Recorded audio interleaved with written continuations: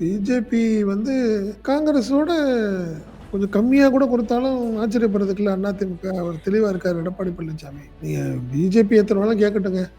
நான் 20 சீட்டு ஏற்கனவே கடந்த 2021ல நான் அத குடுத்தேன். இந்த முறை அதிகபட்சம் வேணா 5 குடுக்கலாம். 25க்கு மேல தர முடியாது. நான் எடப்பாடிட்ட பேசி நான் வந்து சீட் ஷேரிங் பண்ண மாரி தெரியலங்க. பார்கின் பண்ணிட்டு இருந்தா நல்லா இருக்காது.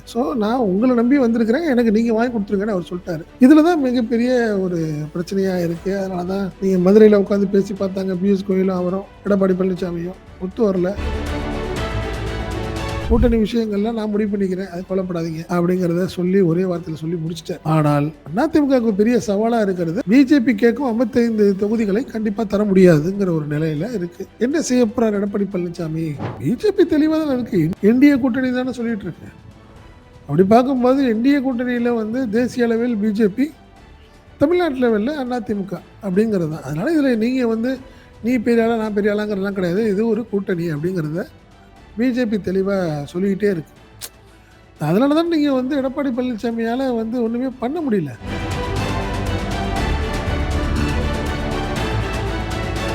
இந்த பார்லிமெண்ட் எலெக்ஷன் ரேஷியோ வச்சு தான் அண்ணாமலை நம்மளை ரொம்ப டார்ச்சர் பண்ணுவாரு அப்படிங்கிறதுனால தான் அவரு மேலிடத்துல சொல்லி அண்ணாமலையை தூக்கிட்டு நயினா நாகேந்திரனை போட்டார்.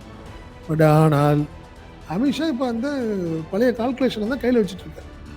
நீ எடப்பாடி பழனிசாமி பாஜகவை ரொம்ப நம்பினார். எப்படியாவது திமுகவை ஏதாவது அடிச்சு பார்த்துருவாங்க, 2-3 அமைச்சர்களை அரெஸ்ட் பண்ணிடுவாங்க, ஏதாவது நசுக்கிடுவாங்க அப்படின்லாம் பெருசாக எதிர்பார்த்தார் அவர். ஆனால் இங்கே வந்து பெரிய லெவலில் செல்ஃப் எடுக்கலை. அதிமுக செல்ஃப் எடுக்கலை. குறிப்பாக எடப்பாடி பழனிசாமியில் உள்ள அதிமுகக்காக நம்ம ஏன் ரிஸ்க் எடுக்கணும்னு ஒரு தெளிவாக முடிவு எடுத்துருச்சு பிஜேபி.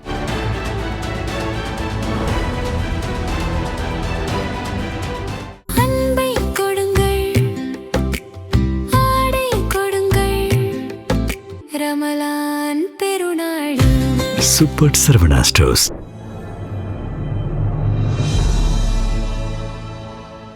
தமிழ் நியூஸ் நேயர்களுக்கு வணக்கம். இன்றைய நேர்காணலில் நம்முடைய இருந்திருப்பவர் தமிழ் நியூஸ் ஆசிரியர் மற்றும் பத்திரிகையாளர் திரு செந்தில் சார். சார் வணக்கம். வணக்கம் வணக்கம் சார். இப்போ திமுக கூட்டணியில பெரும் சவாலாக இருந்தது காங்கிரஸனுடைய சீட் ஷேர் தான். இப்போ அது கச்சிதமா முடிஞ்சிருச்சு. நேற்று தினம் கையெழுத்தும் ஆயிடுச்சு. இன்னும் எஞ்சி இருக்கக்கூடிய சில கட்சிகள் தான். இன்னும் அநேகமாக இன்னும் சில நாட்கள்ல வந்து அது முடிவுக்கு வந்துவிடும் என்று எதிர்பார்க்கப்படுது. ஆனால் அஇஅதிமுக கூட்டணியை பொறுத்த வரைக்கும் எந்த கட்சியுமே குழு அமைக்கல. எங்க போய் சீட்டு கேட்பாங்கன்னு தெரியல. ஏடிஎம்கே ஆஃபீஸ்க்கு வருவாங்களா, அல்லது டெல்லிக்கு போவாங்களா, இல்லை கமல்நாதத்துக்கு போவாங்களா, யார் அந்த கூட்டணிக்கான தலைவர், யார் சீட்டை பங்கிட்டு கொடுப்பாங்க என்ற பல கேள்விகள் வந்து இருந்து கொண்டிருக்கு. பலர் இன்னொரு கருத்து சொன்னாங்க அப்படின்னா, காங்கிரஸுக்கு திமுக எவ்வளவு கொடுக்குதோ அந்த ரேஷியோவை தான் வந்து இபிஎஸும் ஃபாலோ பண்ணுவாரு அப்படின்லாம் சொன்னாங்க. என்ன நிலைமையில இருந்து கொண்டிருக்கு? இல்லை, உண்மைதான். நீங்கள் சொன்ன மாதிரி ஒரு விஷயம் கரெக்டு தான். அதாவது பிஜேபி வந்து காங்கிரஸோட கொஞ்சம் கம்மியாக கூட கொடுத்தாலும் ஆச்சரியப்படுறதுக்கு இல்லை. அதிமுக அவர் தெளிவாக இருக்கார் எடப்பாடி பழனிசாமி. நீங்கள் பிஜேபி எத்தனை வேணாலும் கேட்கட்டுங்க.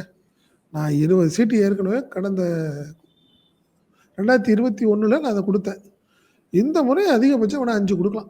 25க்கு மேலே தர முடியாதுங்கிறது அவருடைய பிடிவாதம். ஆனால் பிஜேபி மொத்தம் அமமுகவை சேர்த்து 55 சீட்டு கேட்குறாங்க அவங்க. மொத்தம் என்ன காரணம்னா, ஏற்கனவே டிடிவி தெளிவாக சொல்லிட்டாரு, நான் எடப்பாடிட்ட பேசி நான் வந்து சீட் ஷேரிங் பண்ண மாதிரி தெரியலங்க, பார்கின் பண்ணிட்டு இருந்தால் நல்லா இருக்காது. நான் உங்களை நம்பி வந்திருக்கிறேன், எனக்கு நீங்கள் வாங்கி கொடுத்துருங்கன்னு அவர் சொல்லிட்டாரு. அவருக்கும் சேர்த்து 55 சீட்டு கேட்குறாங்க. இதில் தான் மிகப்பெரிய ஒரு பிரச்சனையாக இருக்குது. அதனால தான் நீங்கள் மதுரையில் உட்காந்து பேசி பார்த்தாங்க. பியூஷ் கோயலும் அவரும் எடப்பாடி பழனிசாமியும் ஒத்து வரல. அங்கே நேராக டெல்லி போனார். டெல்லி போனாலும் அமித்ஷா தெளிவாக ஒரே ஒரு வார்த்தை சொல்லிட்டார், எங்களுக்கு 55, அவ்வளோதான், நீங்கள் மற்றதெல்லாம் முடிவு பண்ணிட்டு டக்குன்னு சொல்லுங்கள் அப்படின்னு சொல்லிட்டாங்க. அதுதான் இப்போ பெரிய முட்டுக்கட்டையாக இருக்குது. என்ன செய்ய போகிறார் எடப்பாடி பழனிசாமி அப்படிங்கிறது தான் கேள்விக்குறி. இப்போ நேற்று நடந்த மாவட்ட செயலாளர் கூட்டத்தில் கூட இது சம்மந்தமான விஷயங்கள்லாம் இருக்குமான்னு பார்த்தா பெருசாக அதை பற்றிலாம் ஒன்றும் ஒரு பேசுகிற மாதிரி தெரியல. அங்கே என்ன சொல்கிறாரு, மாவட்ட செயலாளர்லாம் கூப்பிட்டு உங்களுக்கு எத்தனை தொகுதி அப்படின்னு கேட்டுட்டு அந்த தொகுதிக்கு ஒரு 3 பேர் கேண்டிடேட்டை ரெடி பண்ணி கொடுங்க, அந்த 3 பேரில் ஒரு ஆளை நான் ரெடி பண்ணுறேன் அப்படின்னு ஒரு கேட்டிருக்காரு. அவங்களாம் எழுதி கொடுத்துட்டு வந்திருக்கிறாங்கன்னு வச்சுங்களேன். அது எந்த கட்சியிலையும் ஃபார்மாலிட்டி தான். ஆல்ரெடி அவங்க ரெடி பண்ணிடுவாங்க. காரணம் ஜாதி, என்ன பணபலம் இதெல்லாம் பார்த்து ஒரு தொகுதியுடைய வேட்பாளர் முடிவு பண்ணப்படுவார். அதனால எடப்பாடி பழனிசாமி ஆல்ரெடி யார் யார் தொகுதிக்கு என்னென்னங்கிறது மாதிரி அவர் ஃபைனல் பண்ணிட்டாரு. சும்மா இது ஒரு ஃபார்மாலிட்டிக்கு மாவட்ட செயலாளர் கூப்பிட்டு ஒவ்வொரு தொகுதிக்கும் நீங்கள் ஒரு 3 கேண்டிடேட் ரெடி பண்ணி கொடுங்கன்னு சொல்லி எழுதி வாங்கியிருக்கார்.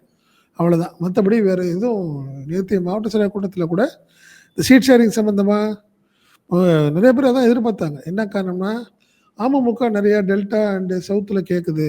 அதாவது ஏடிஎம்கே ஏற்கனவே இப்போ இருக்கிற ப்ரெசண்ட்டில் இருக்கிற முக்கியமான விஐபிகள் இருக்கக்கூடிய செல்லூர் ராஜு, ராஜன் செல்லப்பா, உதயகுமார் அப்படிங்கிற மாதிரி அவங்க இந்த இடத்துலலாம் அது கேட்குது, அமமுக கேட்குது, என்ன செய்யணும்னு தெரில, பெரிய சிக்கலாக இருக்குங்கிற மாதிரி சொல்லிட்டு இருந்தாங்க.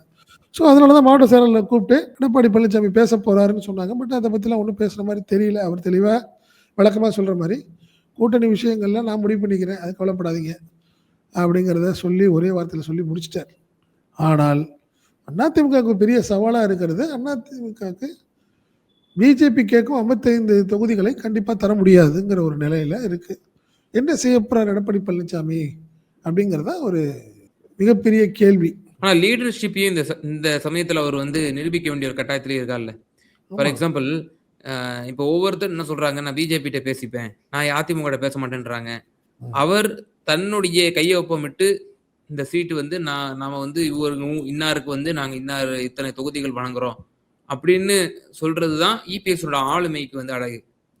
ஆனால் அப்படி இல்லாம டெல்லியில இருந்து கன்ஃபார்ம் வாங்கிட்டு ஒவ்வொருத்தருக்கும் அறிவிக்கிறாங்க அப்படின்னா அப்போ இந்த தலைமையே அதிமுகவுக்கு கிடையாது அப்படின்ற மாதிரி தானே பொருட்பட வரும். ஆமாம், 100% நீ பிஜேபி தெளிவாக தான் இருக்கு. என்டிஏ கூட்டணி தானே சொல்லிட்டு இருக்கு. அப்படி பார்க்கும்போது என்டிஏ கூட்டணியில் வந்து தேசிய அளவில் பிஜேபி, தமிழ்நாட்டு லெவலில் அதிமுக அப்படிங்கிறது தான். அதனால் இதில் நீங்கள் வந்து நீ பெரிய ஆளா நான் பெரிய ஆளாங்கிறதுலாம் கிடையாது, இது ஒரு கூட்டணி அப்படிங்கிறத பிஜேபி தெளிவாக சொல்லிக்கிட்டே இருக்கு. அதனால தான் நீங்கள் வந்து எடப்பாடி பழனிசாமியால் வந்து ஒன்றுமே பண்ண முடியல. நீங்கள் அவருக்கு எத்தனை பேர் உங்களுக்கு இவ்வளோ தான் சீட்டுன்னு இப்போ திமுக சொன்ன மாதிரி எடப்பாடி பழனிசாமியால் சொல்ல முடியலையே. கேம் திமுக தெளிவாக சொன்னுச்சு 25, வேணால் 3 கூட வாங்கிக்கோங்க, 28 + 1 அவ்வளோதான், நீங்கள் 35 40க்கெல்லாம் வேலை இல்லைங்கிறத ஆரம்பத்திலேயே திமுக சொல்லிடுச்சு. வேறு வழி இல்லாமல் நீ காங்கிரஸ் தான் வந்து பேச்சுவார்த்தை நடத்துச்சுன்னு வச்சுங்களேன். பட் இங்கே இதில் அப்படி கிடையாது. பாருங்கள், எடப்பாடி பழனிசாமி தான் போய் பேசிகிட்டு இருக்காரு. எடப்பாடி பழனிசாமி யாரும் பெருசாக மதிக்கிற மாதிரியே தெரியலையே. நீ அதனால தான் அவருக்கு ஒரு பெரிய மைனஸாக இருக்குது. அவருக்கு இந்த கூட்டணிக்கு ஒரு பெரிய ஒரு பொருந்தா கூட்டணி அப்படிங்கிற ஒரு சூழ்நிலையை தான் இப்போ எல்லாமே பார்க்குறாங்க. காரணம் என்னென்னா, யார் இந்த கூட்டணிக்கு தலைமை யார்?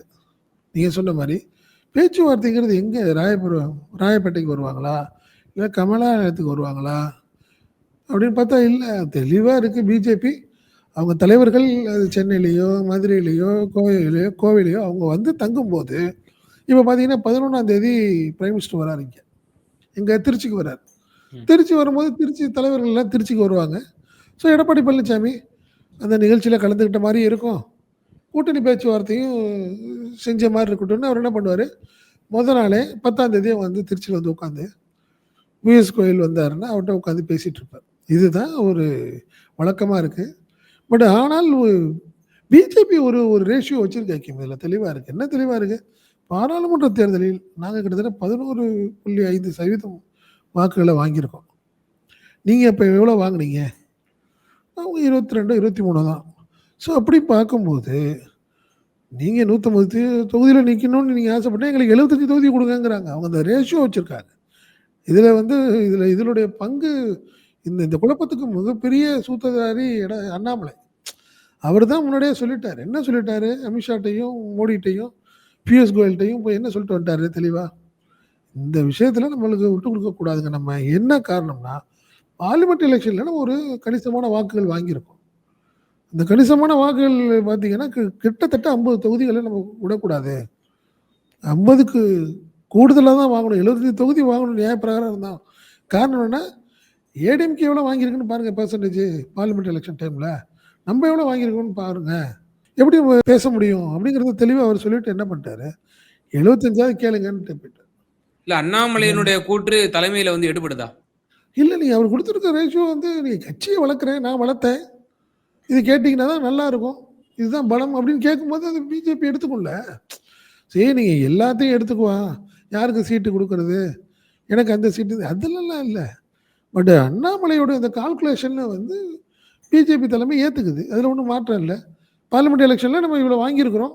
ஸோ நம்ம இத்தனை சீட்டு கேட்டா தான் நம்மளுக்கு மரியாதை. நம்ம ஆட்கள அகாமடேட் பண்ணா தான் சரியா இருக்கும் அப்படின்னு அண்ணாமலையுடைய ஒரு ஒரு கால்குலேஷன். அந்த கால்குலேஷன் இப்போ அதுதான் இப்ப பெரிய தலைவலியா எடப்பாடி பழனிசாமிக்கு இருக்கு. சரி ஒரு ஆரம்பத்திலேருந்தே கிட்டத்தட்ட தெளிவா என்ன பண்ணாரு, இந்த பிரச்சனையெல்லாம் அண்ணாமலை மாநில தலைவரா இருந்தால் நம்மளுக்கு வருங்கிறதுனால தான் அண்ணாமலையை தூக்குனாரு அவர். இந்த பார்லிமெண்ட் எலெக்ஷன் ரேஷியோ வச்சு தான் அண்ணாமலை நம்மளை ரொம்ப டார்ச்சர் பண்ணுவாரு அப்படிங்கிறதுனால தான் அவர் மேலிடத்துல சொல்லி அண்ணாமலையை தூக்கிட்டு நைனா நாகேந்திரனை போட்டார்.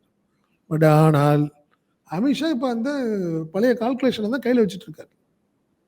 இப்போ நீங்கள் 55 அப்படின்னு கேட்குறதே அவங்க தெளிவாக என்ன இருக்காங்க, நான் கூடுதலாலாம் கேட்கல, ஏன்னா எங்களுக்கும் அமமுகவுக்கும் சேர்த்து எங்களுக்கு தேவைப்படுது அப்படின்னு அவர் தெளிவாக கேட்டிருக்காரு.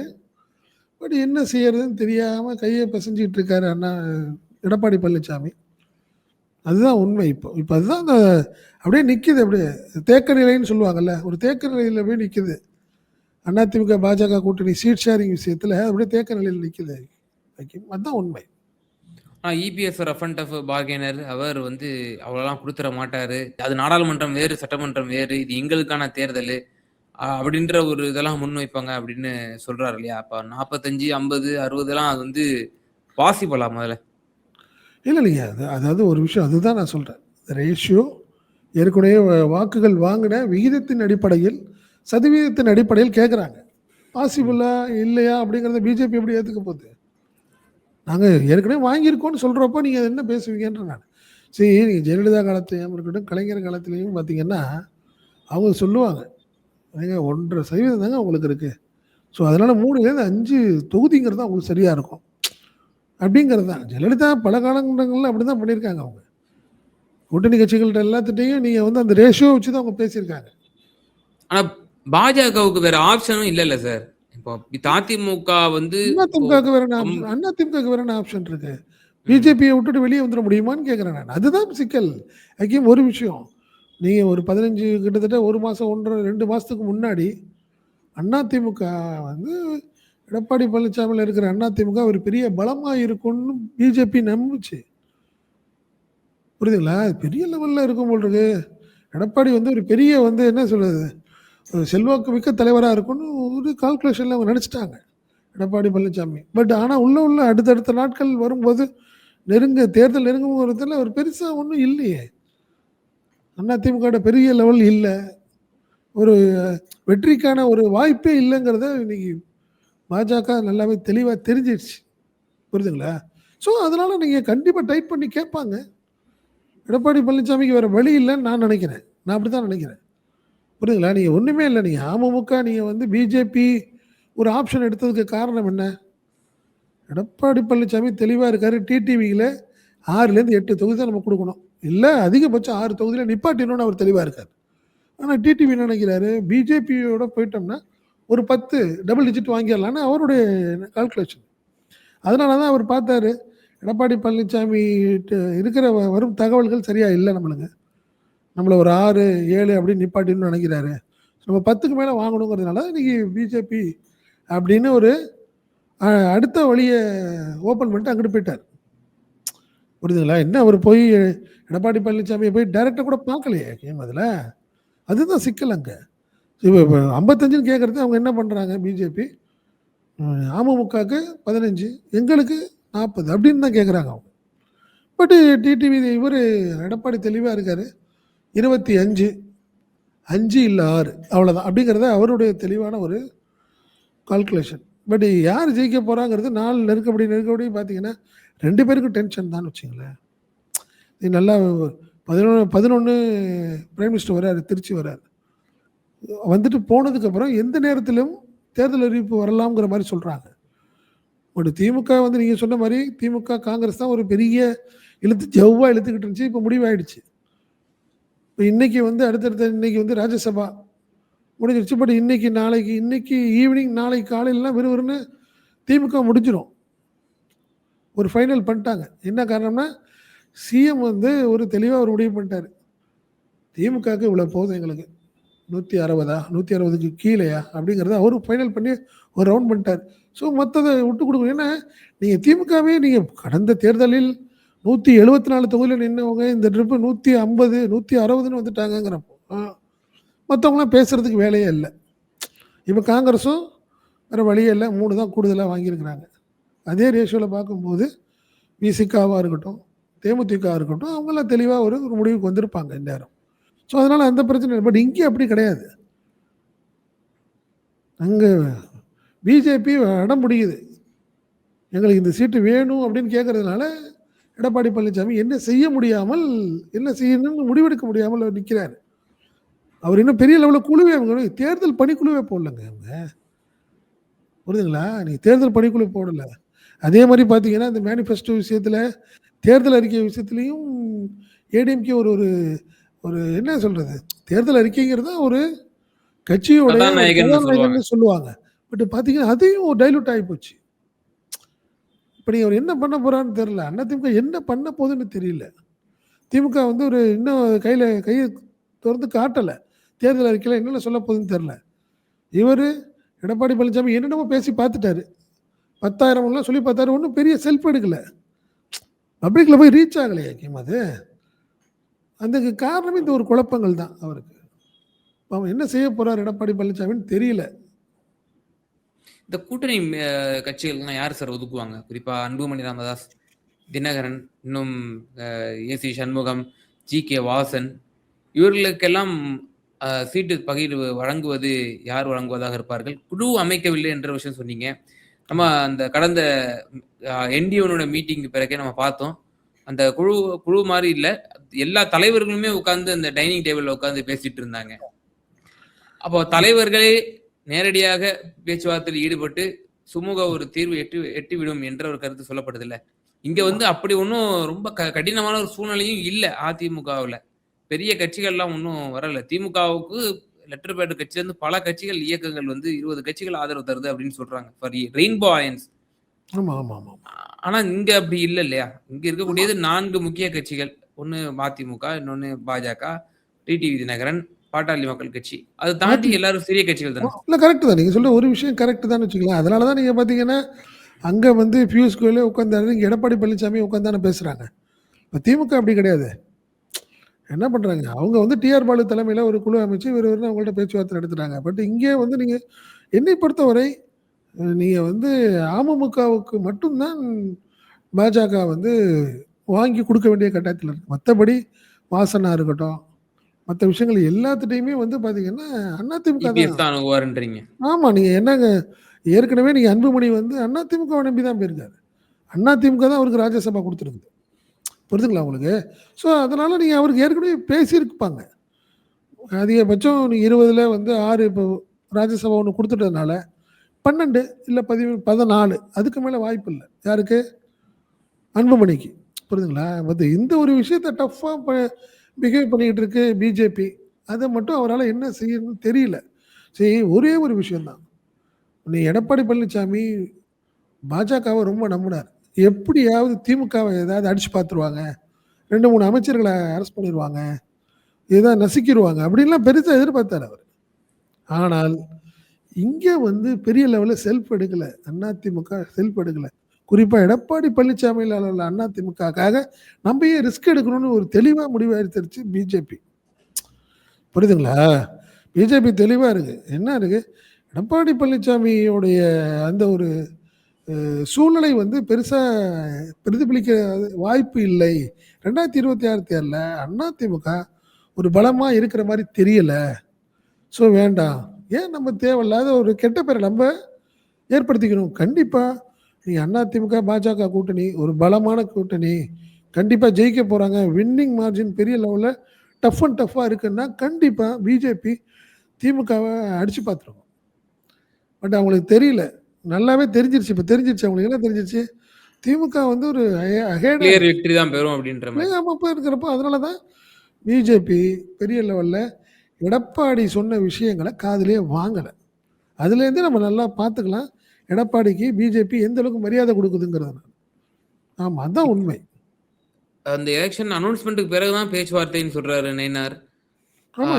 அப்படின்னா அதுக்கு இன்னும் அது எலெக்ஷன் அறிவிச்ச சில நாட்கள்லயே வந்து வேட்புமனு தாக்கலும் வந்து வந்துரும். ஆமா. ஸோ கண்டிப்பா, வேட்புமனுக்கு முன்னாடியாவது நம்ம முடிச்சாகணும். சுமூகமா முடியுமா? கண்டிப்பா. சுமூகமா முடியுமாங்கிறது எனக்கு சந்தேகம் தான். கண்டிப்பா. ஆனா என்ன காரணம்னா, பிஜேபி தெளிவா ந நசுக்கித்தான் இன்னைக்கு வந்து ஒரு ஒரு முடிவு எடுக்க வேண்டிய கட்டாயத்தில இருக்கு. ஏன்னா எடப்பாடி பழனிசாமி பாராளுமன்ற தேர்தலின் போது எடுத்த மாரியோ, 2021 சட்டமன்ற தேர்தலின் போது இருந்த ஒரு சூழ்நிலையோ இல்ல. இப்ப அவர் ரொம்ப வீக்கா இருக்கார். 2வது அவர் ப்ரூவ் பண்ண வேண்டிய கட்டாயத்தில இருக்கார். காரணம் ஏற்கனவே 10 தோல்வி பழனிசாமின்னு ஒரு பெரிய அவருக்கு ஒரு அது இல்லாம அதிமுகல கடுமையா 4, 5 சிதறி கிடக்குது. நீங்க அவருக்கு ஒரு இந்த மீண்டும் ஒரு படுதோல்வி அப்படின்னா, அவருடைய அரசியல் எதிர்காலம் பெருசா இருக்காது. அதனால அவரு ரொம்ப ஒரு ரிஸ்க் எடுக்கக்கூடிய சூழ்நிலையில இருக்காரு. வெளிய வேணா சிரிச்சுட்டு இருக்கலாமே ஒழிய, அடுத்த 20 நாட்கள்லயோ, இன்னும் 1 மாதத்திலயோ, 40 நாட்கள்லயோ ஒரு பெரிய முடிவு வெளியாக போகுது. அதுக்கப்புறம் அவருடைய அரசியல் எதிர்காலம் என்ன செய்ய போறாரு அவரு? அதனால அவரு வந்து இந்த முறை ஒரு பிஜேபியோட அனுசரிச்சு போ வேண்டிய கட்டாயத்தில இருக்காரு. ஏன்னா, தேர்தலுக்கு பிறகு அதிமுக தோல்வின்னா, பிஜேபி தான் அது பிஜேபி நினைக்கிற ஆளு தான் இன்னைக்கு பொதுச் செயலாளர் ஆவாங்க. அது எல்லாத்துக்கும் தெரியும். ஏன்னா, எல்லாத்துடைய பிடியும் பிஜேபிட்ட இருக்கு. இந்த முறை விட்டு குடுத்தா தான் பிஜேபி தொடர்ந்து வச்சுக்கும். யார? எடப்பாடி பழனிசாமிய 2029 பாராளுமன்ற தேர்தல் வரைக்கும். நீங்க சரியா இல்ல, நீங்க ரொம்ப டஃப்பா நீங்க இந்த பிஹேவ் பண்ணீங்கன்னா, எலக்ஷன் முடிஞ்சு நீங்க தோல்வி அப்டின்னா தூக்கிட்டு, அடுத்தடுத்த விஷயங்கள பண்ணிட்டு போயிட்டே இருக்கும் பிஜேபி. அது எடப்பாடி பழனிசாமிக்கு நல்லாவே தெரியும். அதெல்லாம் ரொம்ப கேர்ஃபுல்லா அவரு டீல் பண்ணிட்டு இருக்காரு. நிச்சயமா சார். திரு எடப்பாடி பழனிசாமி அவர்கள் இந்த கூட்டணியில் இருக்கக்கூடிய முக்கிய குழப்பமாக யாரு தலைமை? யார் சீட்டு பகிர்ந்தளித்து கொடுப்பார்கள்? பாஜக கேட்கக்கூடிய எண்ணிக்கை எவ்வளவு? அது சம்பந்தமாக எக்ஸ்க்ளூசிவான பல தகவல்கள வந்து எங்க நேயர்களுக்கு ரொம்ப தெளிவா பகிர்ந்தீங்க. ரொம்ப நன்றி. நன்றி அகில். நன்றி. அன்பை கொடுங்கள், ஆடை கொடுங்கள், ரமலான் பெருநாள். Super Sarvana Stores.